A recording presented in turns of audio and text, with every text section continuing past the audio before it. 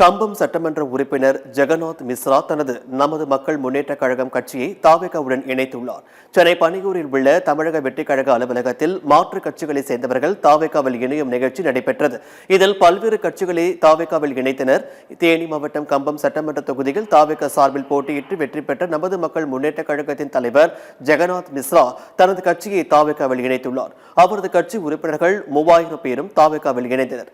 இதுகுறித்து செய்தியாளர்களை சந்தித்த எம்எல்ஏ ஜெகநாத் மிஸ்ரா மாவட்ட வாரியாக நமது மக்கள் முன்னேற்ற கழகத்தின் தொண்டர்கள் தாவேகாவில் இணைய இருப்பதாக கூறினார்.